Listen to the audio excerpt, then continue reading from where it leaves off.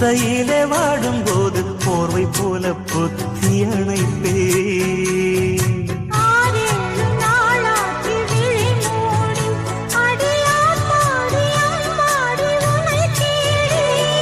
நீதானே மானே என் இளஞ்சோடி உனை